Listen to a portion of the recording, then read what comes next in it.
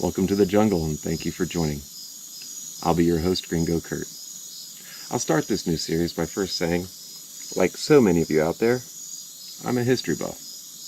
That said, I'm going to attempt to do something that's never been tried. I will begin with the origins of life, and I will continue from there until we reach the present. The basic goal is to tell humanity's story without all of the jumping back and forth through time that's experienced in normal classroom settings. So please, join me as I begin by muscling through our microbiological past which occurred billions of years ago.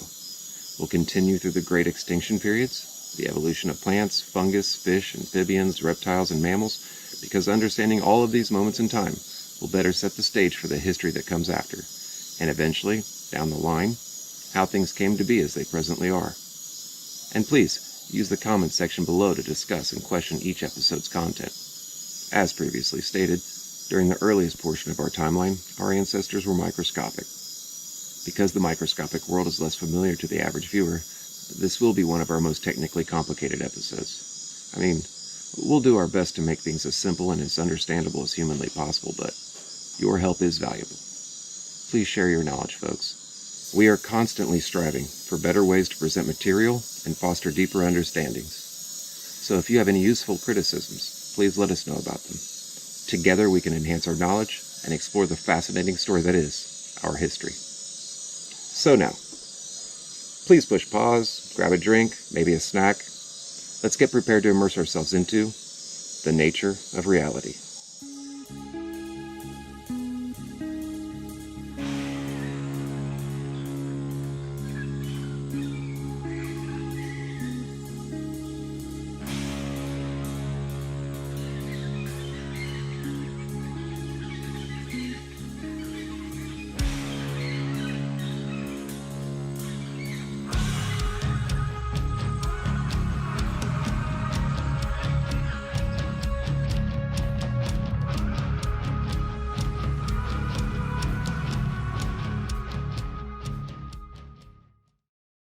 Now, we'll explore the potential moments when life first began to resemble life. How did the first living organisms come into existence? This is the study of abiogenesis, the process by which living organisms emerge from inorganic or non-living material. Now, let's clarify an important distinction. Abiogenesis is not the same as evolution. Evolution is the process of development and diversification of living things from earlier life forms. It does not address the question of life's origin. Abiogenesis, on the other hand, focuses precisely on that mysterious beginning. All presently living things share a trinity of essential elemental building blocks. First, we have deoxyribonucleic acid, or DNA for short, or its simpler counterpart, RNA, ribonucleic acid. Both contain the blueprints of life, and recently discovered, both possess the remarkable ability to self-replicate. Second of the shared trinity are proteins. They are the workhorses that carry out the vital functions within our bodies. These complex molecules perform a myriad of tasks, from catalyzing chemical reactions to simply providing structural support. And finally, we have lipids, the crucial component that form the cell membranes, encapsulating life itself. Lipids create a boundary, a protective barrier, separating the inner workings of cells from their external environments. But how did these three elements come together to initiate life's grand journey?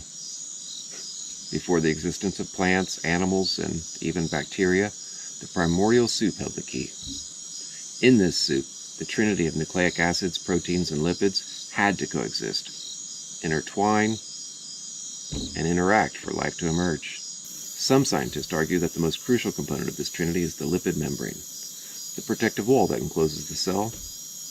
Without this essential structure, the chaotic mixture within the soup would remain aimless, lacking any potential for self-replication. Lipid membranes act as a catalyst, bringing together different chemicals and fostering the possibility of chemical reactions that lead to the creation of life's machinery. Fascinatingly, lipids possess a unique feature. They consist of a round hydrophilic head. Hydrophilic means water-loving. Lipids also have a long water-fearing tail, aka hydrophobic tail. When lipids find themselves suspended in water, they spontaneously self-assemble in spherical structures. Why does this occur? Well, it occurs because the hydrophobic tails instinctively avoid water, clustering together, while the hydrophilic heads face the watery environment, existing both inside and outside of the sphere. It was believed that only living cells could produce lipids. However, experiments have shown that lipids can form when carbon monoxide and hydrogen react with minerals commonly found in the Earth's crust. The early Earth, with underwater hydrothermal vents, provided all the necessary conditions for lipid synthesis. Yet, a conundrum arose. The presence of certain ions, such as salts and magnesiums, disrupted the stability of lipid structures, causing them to disintegrate. Yet these ions are essential for the functioning of RNA, along with other cellular processes.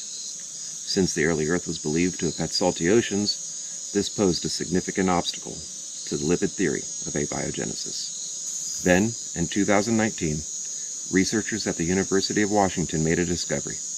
They found that lipid spheres could resist disintegration when amino acids, which are the building blocks of proteins, were present. Not only did the amino acids protect the lipid structures, but they also concentrated within the cell walls, promoting interactions that facilitated the formation of proteins. This remarkable research revealed that non-living lipid cell walls and non-living proteins are interdependently able to coexist in iron-rich or salty water. The formations of lipids and proteins became intertwined, shedding light on a potential pathway for the origins of life. The journey from inorganic materials to the first living organism remains a tantalizing mystery. But with each new discovery and revelation, we inch closer to unraveling the enigma of abiogenesis. Lipids, proteins, and nucleic acids, the trinity that holds the key to life itself. So far, we've presented how lipids occur naturally. We've described how they tend to naturally create protected and isolated place in which chemical reactions can likely occur. So now, we can somewhat envision the outer casing of Earth's first life. Now then, let's take a look under the hood by researching a few relative theories. Because these theories can be a bit complex, we'll start with the basics. Since humanity first properly defined a cell, students have been taught inside them exist DNA and RNA. Now, viewers are probably already familiar with some concept of DNA, but it's really what DNA creates that's most important when attempting to understand our next topic, the RNA World Theory. All DNA molecules create what's known as RNA molecules. Within the focus of this section, we're specifically providing details pertaining to mRNA, aka messenger RNA. Now, these are chains of really complex molecules that kind of float around, and eventually they serve as a template for producing complex proteins. Using the simulation program from the University of Colorado, we can attempt to visualize the type of molecular environment in which DNA exists. Every now and then, DNA molecules receive signals from transcription factors to create a new RNA molecule. When this happens, another molecule called RNA polymers attaches to the DNA and starts to create what's referred to as mRNA. For simplicity, I like to think of mRNA as a sort of memory chip. They contain the constructional blueprint design plans for constructing specified proteins. After RNA are created, they basically just float around within the lipid sphere until eventually coming into contact with the ribosome. Within the concept of the RNA World Theory, I like to think of the ribosome as a form of 3D printer. After it receives the design plans that were provided by the mRNA, the ribosome then puts the mRNA instruction into action by 3D printing designated protein.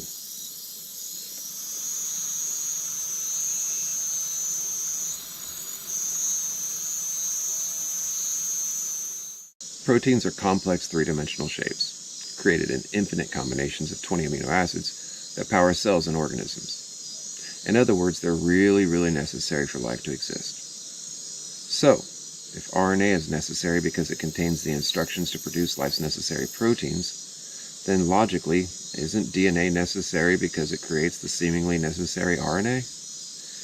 You'd think that there'd be a simple yes answer to this question.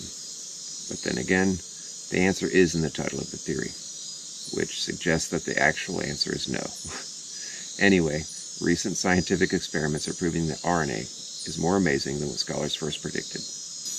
Microbiologists have long speculated that life may have originated from RNA itself. In the absence of a host organisms or DNA molecules, RNA was once capable of self-replication, and mutations likely occurred during that process. Over time, these mutations would have eventually led to the increasing complexity of RNA molecules, eventually resulting in the development of DNA as we know it today. Since RNA and DNA share similar molecular structures, there is no compelling reason to think otherwise. This logic provides the basis for this fundamental theory.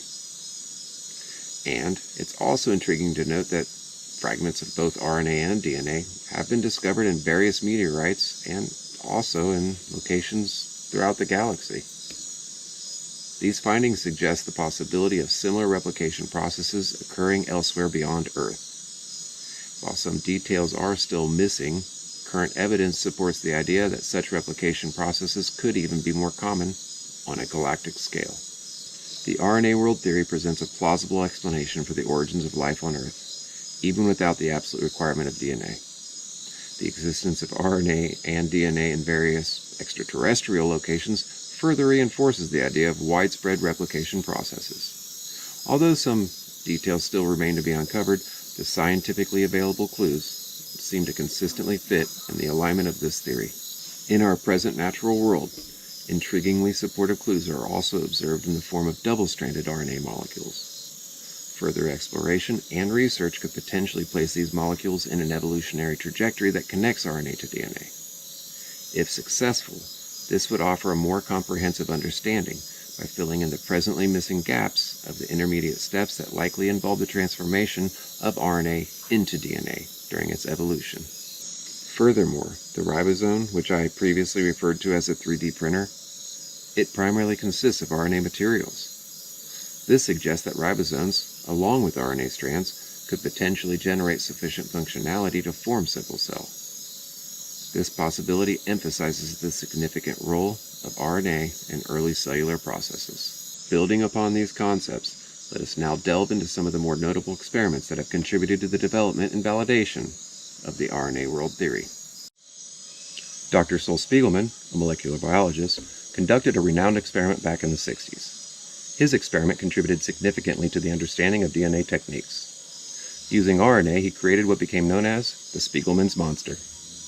In this experiment, he borrowed RNA molecules and replication machinery from a typical bacteriophage, which is a virus known to incorporate host cell machinery during infection. These components were placed in a solution, and over time, the molecules underwent observable changes and evolution. Remarkably, the RNA molecules gradually shrank in size, ultimately reaching a 20th of their original size while containing approximately 200 distinct pieces. At this point, the system seemed to have found an optimal way for efficient reproduction and sustained the process without significant further evolution. Dr. Spiegelman effectively created a miniature RNA world in his experiment, demonstrating that DNA was not necessary for replication to continue. While a DNA-based world entails greater complexity with additional mechanisms, the experiment highlighted that such complexity is not an absolute requirement for replication. Dr. Spiegelman's groundbreaking experiment inspired numerous researchers to pursue this line of investigation for several decades, contributing further to the advancements in the field. Perhaps some molecular biologists in Japan were also inspired by Spiegelman's monster when they created an experiment of their own. The Japanese RNA World experiment, initiated in 2013, aimed to study the properties of RNA molecules and their potential role in early life. The experiment involved creating an RNA molecule capable of self-replication and generating a replicase, which is a natural molecule found in viruses. To facilitate the experiment, ribosomes were borrowed from a type of bacteria similar to E. coli. The significant finding of the experiment was the creation of a self-replicating system that demonstrated the ability to evolve over a long period. After 9 years of experimentation, the system developed into a network of interacting RNA molecules that could be considered as organisms. Some of these molecules acted as parasites, while others played important roles in cooperation and collaboration. One molecule, labeled as a super cooperator, appeared crucial for the development of other molecules. As the experiment progressed, the system became more complex, forming a miniature biological world of interconnected molecules. The removal of certain parasite types halted the entire replication process, illustrating the interdependence and collaboration among the RNA molecules. This highlights the potential of RNA as a precursor to early life, capable of replication, evolution, and increasing complexity, within a relatively short time frame of around 300 cycles. It's worth noting that the experiment emphasized the importance of collaboration and functional necessity of parasites within the RNA system. This insight has implications to understanding early life on Earth and considering the potential consequences of removing certain components from our own present-day biosphere. The experiment did not address the long-term survival of RNA and DNA molecules, as their fragility necessitates protective mechanisms for extended existence. Additionally, ribosomes were inserted into the experiment. Now this raises the question of how the earliest versions of ribosomes emerged within the natural course of evolution. Well, the RNA World Theory contains suggestions for how to answer that question as well. It suggests that ribosomes evolved from self-replicating RNA molecules called ribozymes, which could perform both catalytic and replicative functions. Over time, the ribozymes might have evolved into more sophisticated structures, eventually giving rise to ribosomes as we know them today. So where did the ribozymes come from? The best answer is that some of the data within this portion of the equation is speculative. To get our heads around what's being speculated, let's observe the evidence. To do this, we cannot leave out the peptide RNA coevolution theory. It proposes that within the evolutionary steps of ribosomes existed a coevolutionary process involving both RNA and peptides. Peptides are chains of amino acids that all proteins are made from. This theory suggests that small peptides initially assisted RNA molecules in catalyzing chemical reactions related to protein synthesis. As these interactions became more complex, they became more efficient, and ribosomes emerged as a collaboration between RNA and peptides, with RNA providing the catalytic core and peptides assisting in various functions. In research, published May of 2022, scientists found that in certain conditions, certain RNA can comparatively print longer chains of these peptides. The experiment produced a scenario in which these chains evolved to become longer and longer over time. From a perspective, they didn't become super long, but it was interesting as a provable concept. Now, if we want to paint as complete an evolutionary perspective as possible, we'll also need to include the theory of inheritance from pre-existing structures. This theory basically suggests that the evolution of ribosomes most likely began in pre-existing molecular structures, or complexes.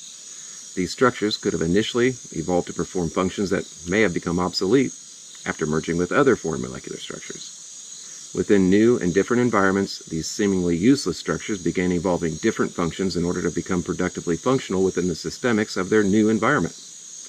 There's presently no way of telling how many instances such as this may have occurred before eventually evolving into its present forms of ribosomal machinery. One last contributing factor can be illustrated in the theory of viral contribution. This hypothesis suggests that ribosomes also evolved through the aid of viral entities, or viral-like parasites. The theory speculates that ancient viruses, which are thought to have played a role in the early evolution of life, likely contributed genetic material and catalytic elements that eventually became integrated into many of present-day cellular machinery, including ribosomes. By combining RNA and amino acids, all of which have been found on meteorites, and putting them in certain conditions, it's theoretically possible to create a self-replicating world where everything seems to operate without the need for anything else. In theory, the self-replicating world would evolve over time.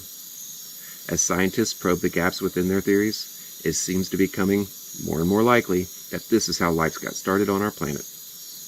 If scientists ever discovered a sustainable replication process somewhere else, like a foreign moon or planet, then it may confirm these theories to be facts. Unfortunately, until then, they'll have to remain thought of as highly likely possibilities. Now that I've briefly described the chemical processes that biologists think fueled early life, let's explore why environmental difficulties played such a vital role in shaping our origin story. These difficulties, or obstacles, led us to a fundamental concept, the great importance of margin for error within self-replicating molecules. You see, obstacles acted as catalysts, propelling life forward. They paved the way for the emergence of complexity and adaptation. But why is the margin for error so crucial within self-replicating molecules? Well, let's now delve into those intricacies. During replication, self-replicating molecules are prone to errors. These errors are known as mutations. These mutations introduce variations in genetic information. A margin for error allows these variations to occur without necessarily leading to non-functional or harmful molecules. Some mutations can be beneficial, granting advantages to individuals existing within the difficult environments. A margin for error in self-replication allows for the accumulation of these beneficial mutations over time, leading to the selection of individuals possessing advantageous traits. Through this process, known as natural selection, species can adapt and evolve in response to the changes in their environment. Self-sustaining molecules originally faced harsh conditions, gradually mutated, and developed the ability to exist despite the environmental challenges that they encountered. The first ever mutation marked a pivotal milestone. Our planet's first ever mutation signaled the moment when some self-replicating molecules had graduated to Earth's first life. Now, it's important to note that society too often uses very significant words that are poorly defined. The word life is one such example. And so, when the word life is used in this series, it will be defined as anything that possesses the ability to self-replicate and mutate without the aid of another living thing. This definition seems both simple and easy for all to understand. In the depths of the pre-oxygenetic era, life emerged in anoxic oceans, teeming with dissolved iron and other minerals. Organisms, that scholars have classified as anaerobic, were the pioneers of this era. They developed metabolic processes that allowed them to survive and thrive absent the presence of oxygen. Through natural ingenuity, these early life forms extracted energy through anaerobic respiration and fermentation. These organisms harnessed the energy locked within organic molecules. An organic molecule is any molecule containing carbon. Examples include very small molecules like methane and very large macromolecules like carbohydrates, lipids, nucleic acids, and proteins. Their abilities to adapt ensured their survival in the anoxic world. Anaerobic metabolism took on diverse forms. Fermentation allowed organisms to extract energy from organic compounds directly, while anaerobic respiration utilized alternative electron acceptors, like sulfate or nitrate. In a process called lithotrophy, energy was obtained from inorganic sources such as hydrogen gas or reduced minerals. The secret to their success lay in the genetic variability within the anaerobic organisms. Margin for error, inherent in the self-replicating molecules, played a pivotal role. Mutations and genetic recombination allowed for the exploration of new pathways and configurations which continuously fine-tuned their metabolic capabilities. Within the anoxic environments of early Earth, life relentlessly evolved. The optimization of anaerobic metabolic processes and the development of complex biological systems became the hallmark of this era. Margin for error and self-replication offered the opportunity for organisms to experiment, adapt, and thrive in response to their ever-changing circumstances. The pre-oxygenetic era witnessed a remarkable diversification of life within the constraints of anoxic environments. Organisms thrived, each adapting to their own particular niches, or niches as some would prefer to say, exploiting the available energy sources and perpetuating their genetic legacies through self-replication. As Earth's newly formed organisms continued to fill niches, gradual but dramatic changes were taking place within the atmosphere. During this stage of evolution, oxygen primarily originated from non-biological processes such as the photodissociation of water vapor in the upper atmosphere by ultraviolet radiation from the Earth's sun. This process, known as photolysis, caused water molecules to split into hydrogen and oxygen atoms. The hydrogen atoms, being light, could escape Earth's gravitational pull and be lost to space over time. However, the oxygen atoms remained in the atmosphere, leading to a gradual accumulation over millions of years. At first, this process resulted in the presence of a small amount of oxygen in the Earth's atmosphere, commonly referred to as the Oxygenation Event. It's important to emphasize that the levels of oxygen during this period were still relatively low, and the atmosphere remained predominantly composed of other gases, such as nitrogen, carbon dioxide, and methane. The anaerobic organisms, unaccustomed to the ever-mounting presence of oxygen, faced significant challenges. Oxygen, being highly reactive, posed a threat to their survival. However, within the margin for error of self-replication, some mutations allowed the development of protective mechanisms against the oxidative damage caused by the accumulating oxygen. This advantageous tolerance created an environmental opportunity for life forms to eventually evolve ways that facilitated the utilization of oxygen as an energy source. The process of utilizing both oxygen and light as sources for energy is known as anoxygenic photosynthesis. Over time, additional adaptations within the margin for error allowed for the emergence of newly mutated lineages of organisms capable of not only thriving in oxygen-rich environments, but they also mutated in ways that produced oxygen. This marked the transition from anoxygenic to oxygenic photosynthesis. The acquisition of oxygenic photosynthesis brought a paradigm shift to Earth. Organisms began developing complex mechanisms to manage the toxic effects of oxygen, and now they harnessed its energy to fuel their metabolic processes. Oxygenic photosynthesis became a driving force in shaping Earth's atmosphere, leading to the levels of oxygen that we experience today. This environment was necessary for enabling the development of diverse organisms, referred to as aerobic. Okay, so in this episode, we've described both abiogenesis and evolution, the key moments in the earliest stages of single-celled life forms, and how they began to develop. The organisms that we've discussed today certainly possess all the attributes of life that we, the producers of the Gringo Curt content, presently define it. And in our next episode, we'll describe the theories of the first ever Earth Day. We'll provide the most significant and up-to-date historic markers of where along the timeline archaea and bacteria began to show up. And we'll end the episode with the first known snowball Earth. Alrighty, well, that's it for today. Thanks for watching. We look forward to reading and learning about what you've got to add down below. Please feel encouraged to let us know about any details that we may have left out, or any sources that may be helpful in better familiarizing ourselves with this content. Also, please like and subscribe if you're interested in the nature of reality. Cheers!